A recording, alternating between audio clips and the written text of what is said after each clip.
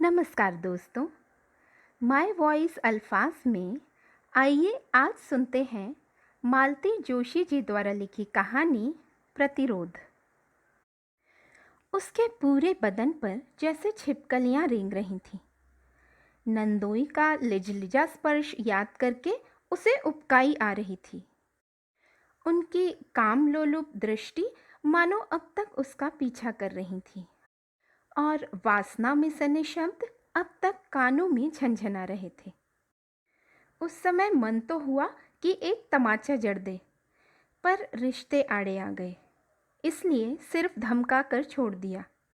बदले में उन्होंने भी धमकी दे डाली थी, शिकायत करके तो देखो, इतना बदनाम कर दूंगा कि कहीं मुंह दिखाने लायक नहीं रहोगी।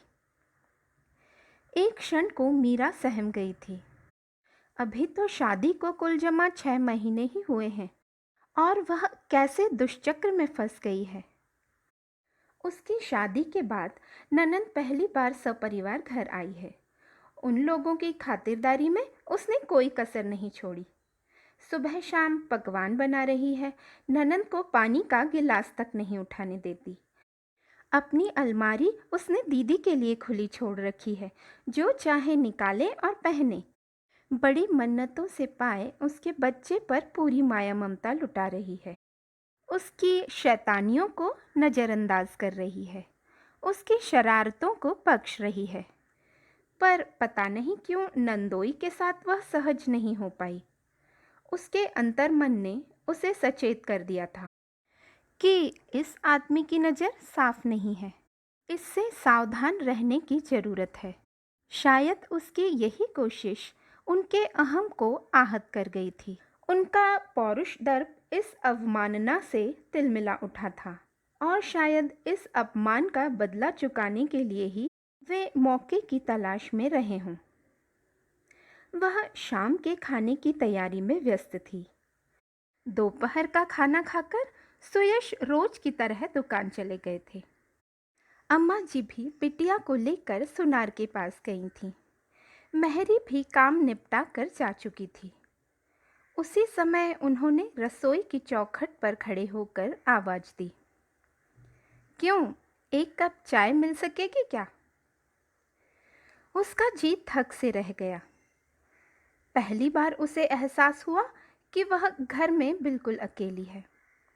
उसने हिम्मत जुटाकर कहा, आप बाहर चलकर बैठें, मैं वहीं ले आऊंगी। दरअसल उनके वहां खड़े रहने से उसे बहुत घबराहट हो रही थी। यहाँ पानी तो पी सकता हूँ या उसके लिए भी बाहर जाना पड़ेगा? उसने कोई जवाब नहीं दिया। चुपचाप एक गिलास भरा, ट्रे के एक सिरे पर उसे रखा और दूसरे सिरे से ट्रे पकड़कर उनके सामने कर दिया। मैं क्या अछूत हूँ जो इस तरह पानी दे रही हो? वे गुर्राए। मीरा फिर भी चुप रही और चाय की तैयारी में जुट गई। वह बात बढ़ाना नहीं चाहती थी।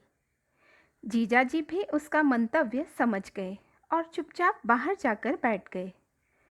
उसने बड़ी राहत महसूस की। चाय बनाकर वह धीरे से बैठक के कमरे में रख आई। उन्होंने अखबार से सिर उठाकर देखा। यह क्या, एक ही कप बनाकर लाई हो? तुम्हारा कप कहाँ है? जी, मैं शाम को चाय नहीं पीती। थोड़ा साथ तो दे सकती हो। चाय क्या कोई अकेले पीने की चीज़ है? जाओ, एक कप ले आओ, इसी में शेयर कर लेंगे। मुझे माफ़ कीजिए, रसोई में बहुत काम पड़ा है। कहकर वह जैसे ही जाने के लिए मुड़ी, उन्होंने उसका आंचल पकड़ लिया। जीजाजी, आप होश में तो हैं? उसने किसी तरह अपना आंचल छुड़ाते हुए कहा। होश में कहाँ हूँ, मेरे होश तो तुमने छीन लिए हैं। जीजाजी, आप घर के बड़े हैं, बड़ों की तरह व्यवहार कीजिए। बड़ा हूँ तो क्या बूढ़ा तो नहीं हूँ? चाय का तो एक बहाना था, सोचता था उसी बहाने 5 मिनट मेरे पास बैठोगी, पर तुम तो जैसे मेरी छाया से भी दूर भाग रही हो। मेहमानों के साथ ऐसा व्यवहार किया जाता है? आप मेहमान हैं तो फिर मेहमान की मर्यादा में रहिए, नहीं तो क्या कर लोगी तुम? मुझे मजबूरन अम्मा जी से या इनसे शिकायत करनी पड़ेगी। और तुम्हारा वह मिट्टी का माधो मेरा क्या कर लेगा? मेरे सामने आंख उठाकर बात करने तक का तो उसमें ताब नहीं है। तुम शिकायत तो करके देखो। इतना बदनाम कर दूंगा कि कहीं मुंह दिखाने लायक नहीं रहोगी। आखिर क्या बिगाड़ लोगी तुम मेरा? इसके बाद मीरा वहाँ खड़ी नहीं रही। रसोई का दरवाज़ा बंद करके सीधे ऊपर अपने कमरे में चली गई और अंदर से दरवाज़ा बंद कर दिया। उसका तन मन अब भी घृणा से जल रहा था। हृदय भय से धड़क रहा था। इस व्यक्ति की खोटी नीयत को उसने शादी के मंडप में ही भांप लिया था। गरीब घर की लड़की थी मीरा, पर रूप राजरानी सा पाया था। इसलिए सुयश की माँ ने उसे बेटे के लिए मांग लिया था। मीरा के माँ बाप तो इस प्रस्ताव से ही धन्य हो गए थे। 2 बेटियों को ब्याह के वे एकदम खोखले हो गए थे। 2 की चिंता और थी। ऐसे में यह प्रस्ताव तो एकदम वरदान ही था जैसे। बिना किसी दान दहेज के ऐसा घर वर जुटाने का तो वे सपना भी नहीं देख सकते थे। शादी के मंडप में ही जीजाजी को पहली बार देखा था। मजाक के नाम पर बड़ी भद्दी फप्तियां कस रहे थे और सब लोग हो करके हंस रहे थे। कभी कहते, भैया यह तो लंगूर के हाथ में अंगूर आ गया है समझो। कभी कहते, इसी को तो कहते हैं छछूंदर के सर में चमेली का तेल। दीदी से बोले, यह भी हमारी तरह मावस पूनों की जोड़ी है, बस भूमिकाएं कुछ बदल गई हैं। दीदी बेचारी कट कर रह गई थी। घर आते ही अम्मा जी से बोले, अम्मा यह काम आपने बहुत अच्छा किया, आपकी आने वाली नस्लें सुधर जाएंगी। मीरा ने देखा कि जीजाजी की हर टिप्पणी पर सुयश का चेहरा बुझ जाता था। पहले तो उसे हैरानी हुई थी कि कोई भी इस व्यक्ति को घुड़कता क्यों नहीं है, क्यों सब लोग इसकी बेजा हरकतें बर्दाश्त कर रहे हैं। बाद में पता चला कि ये इस घर के दामाद हैं, इनकी हर बात जायज़ है। तभी से इस व्यक्ति के प्रति मन में एक वितृष्णा व जुगुप्सा का भाव उपजा था। अब तो उसके साथ भय और क्रोध भी जुड़ गया था। उनके सामने जाने की इच्छा नहीं हो रही थी। करीब 7 बजे माँ बेटी बाजार से लौटी। अपनी आंखों से उन्हें रिक्शे से उतरते हुए देखने के बाद ही वह कमरे से बाहर आई। उन लोगों के आते ही जीजा जी बाहर चले गए। जाते हुए कहते गए कि खाने पर इंतजार मत करना, किसी दोस्त के साथ कार्यक्रम है। मीरा ने राहत की सांस ली। उसने फटाफट खाना बनाया, सास ननंद को खिलाया और कमरे में आकर लेट गई। पति की प्रतीक्षा रोज ही करती थी, पर आज दरवाजा खुला रखने का साहस नहीं हुआ उसे। किताब पढ़ते पढ़ते कब आंख लग गई पता ही नहीं चला। सुयश ने शायद 2-4 बार दरवाजा खटखटाया होगा, क्योंकि जब उसने दरवाजा खोला तो उनका मूड काफ़ी उखड़ा हुआ था। किसके ख्यालों में खो गई थी कि मैं इतनी देर से दरवाज़ा पीटता रहा और तुम्हें सुनाई नहीं दिया? उन्होंने तल्ख स्वर में पूछा। सॉरी, पढ़ते पढ़ते पता नहीं कैसे आंख लग गई। आंख लगाने का शौक इन दिनों जरा ज़्यादा ही चढ़ा हुआ है। ये क्या कह रहे हैं आप? सुयश ने कोई जवाब नहीं दिया। गुस्सा चेहरे पर हावी रहा। जूते पहने पहने ही वह बिस्तर पर लेट गए। आप फ्रेश होकर आइए, मैं खाना लगा रही हूँ। मैं खाना नहीं खाऊंगा। क्यों? बाहर खाकर आया हूँ। वह कहना चाह रही थी कि खाकर आए हैं तो क्या हुआ, मेरे साथ 2 कौर खा लीजिए, पर उनका मूड देखकर चुप रह गई। पलंग पर उनके सामने बैठकर उनसे बात शुरू करने की गरज से कुछ बोलना शुरू ही किया था कि वह चीख कर बोले, लीव मी अलोन, मेरे सामने नौटंकी मत करो। मीरा स्तब्ध रह गई। इतना घुन्ना आदमी इतनी कड़वी कठोर बात कैसे कह गया? मीरा जानती है कि सुयश हमेशा एक हीन ग्रंथि से ग्रस्त रहते हैं। वे अपने को मीरा के योग्य नहीं समझते।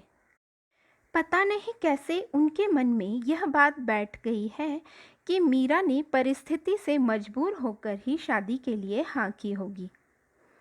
यह एहसास उन्हें बेचारा सा बना देता है। वे कभी खुलकर अपनी कोई बात नहीं कहते, किसी तरह की फरमाइश नहीं करते। उसने कभी उनकी ऊंची आवाज़ नहीं सुनी, फिर ये आज अचानक इतने आक्रामक कैसे हो गए? उसका मन एकदम चौकन्ना हो गया। कहीं यह सब नंदोई की करतूत तो नहीं है? बाहर कहाँ खाया? होटल में। साथ में कौन था? क्या फौजदारी करोगी जो इतने सवाल दाग रही हो? अच्छा जाने दीजिए, एक बात बताइए, आपके जीजाजी आपके लिए पूजनीय हो सकते हैं, पर क्या वह विश्वसनीय भी है? सुयश एकदम चौंक कर उठ बैठे। जीजाजी को बीच में क्यों ला रही हो? आप उन्हीं के साथ गए थे ना? सुयश चुप रह गए। उनका मौन ही स्वीकृति था। उन्होंने मुझे धमकी दी थी कि अगर मैंने उनकी शिकायत की तो वे मुझे बदनाम कर देंगे, लेकिन वे इतने कायर निकले कि उन्हें मेरे शिकायत करने तक का सब्र नहीं हुआ। उन्होंने पहल करने में ही अपनी कुशलता समझी। मैं अभी आई। कहाँ जा रही हो? उस आदमी को उसकी औकात तो दिखा दूं। वैसे यह काम आपको करना चाहिए था, पर जब आपको अपनी कुंठाएं सहलाने से ही फुर्सत नहीं है तो अपनी लड़ाई मुझे ही लड़नी होगी। सुनो, बेकार का तमाशा मत करो। और वे जो मेरा तमाशा बनाने पर तुले हैं, मुझे बदनाम करने की धमकी दे रहे हैं और कर रहे हैं। वह दंदनाती हुई सीढ़ियां उतर गई। मेहमानों का कमरा खाली था। अम्मा जी के कमरे में बैठक जमी हुई थी। अम्मा अपने बड़े से पलंग पर बैठकर छालियां कतर रही थीं। लालन को गोद में लेकर बिटिया रानी पास ही बैठी थी। जमाई राजा पान चबाते हुए सामने कुर्सी पर बैठे थे। वे अपनी लफाजी झाड़ रहे थे और माँ बेटी तन्मयता से उन्हें सुन रही थीं। अम्मा, आपने बड़ी गलती की। बस गोरा रंग देखा और रीझ गईं। अरे, पहले कुलशील देखती, फिर लड़की घर में लाती। ये छोटे घरों की लड़कियां रास लीला रचाने में बड़ी माहिर होती हैं।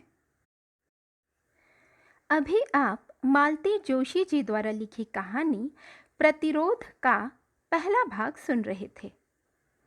पहला भाग आपको कैसा लगा, कमेंट करके ज़रूर बताइएगा।